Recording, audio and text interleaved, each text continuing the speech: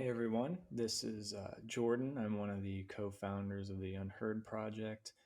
The podcast that you're about to listen to is actually a spoken word that I put together for the current time that we're in. With everything going on with the coronavirus and the uncertainty of a lot of things in our economy, um, I'm a little concerned about the amount of fear that it seems like we're operating with.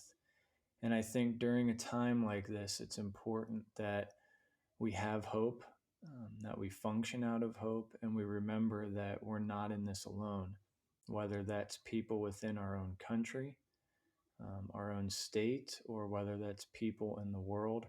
I think this has shown that we are a lot more interconnected and dependent on one another than we realized. And I think it's important that we pull together, that the decisions that we make, we keep in mind what's in the best interest of one another, and that we don't allow ourselves to operate in a sense of fear and just pull in and think about our own interests. And so, with that in mind, I wrote this spoken word as a way to actually challenge myself to remain in hope. But I also, my desire is that as you listen to it, that maybe it would challenge you as well to search yourself and see those areas that maybe you're operating out of fear, and can transfer that to a place of hope. Because even though these times are challenging, this is not a time to despair.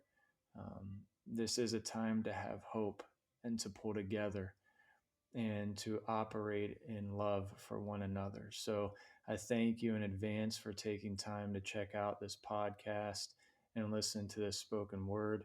And please feel free, if you like it, to share it and send it out to whomever and however you'd like to.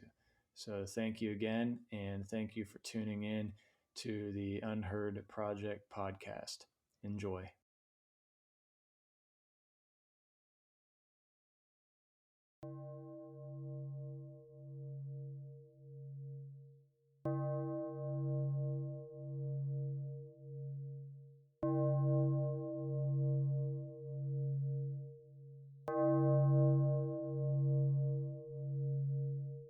There's a battle that rages, one as old as time. It can be personal or corporate, won or lost. And the painful truth is this: both sides have their cost.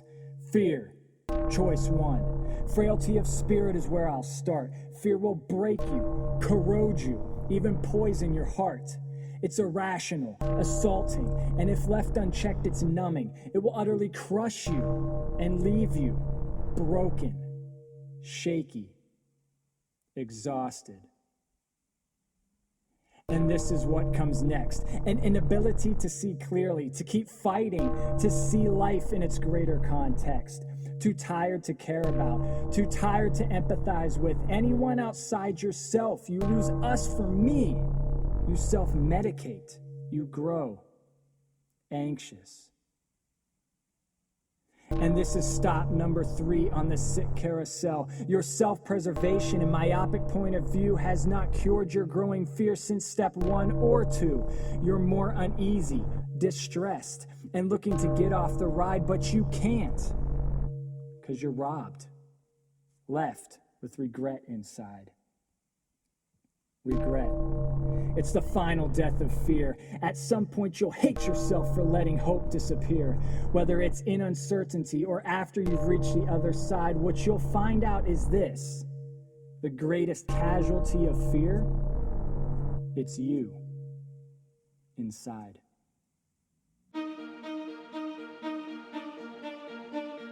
Hope. Choice 2.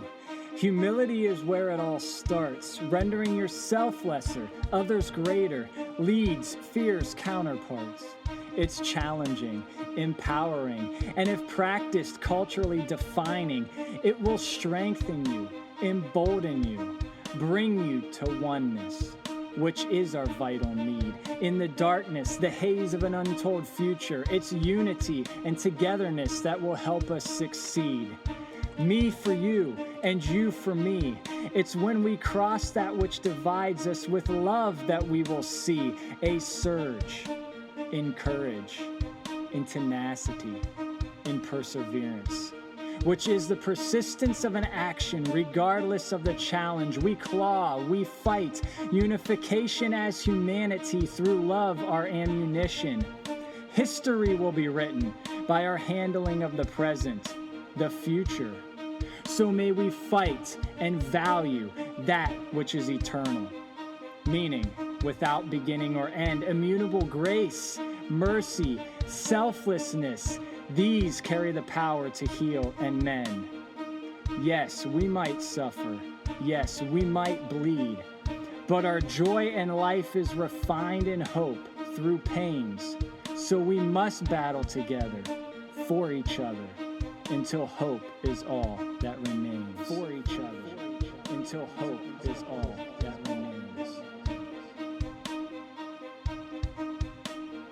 And not only that, but we also boast in our sufferings, knowing that suffering produces endurance, and endurance produces character, and character produces hope, and hope does not disappoint us, because God's love has been poured into our hearts through the Holy Spirit that has been given to us. Romans 5:3-5.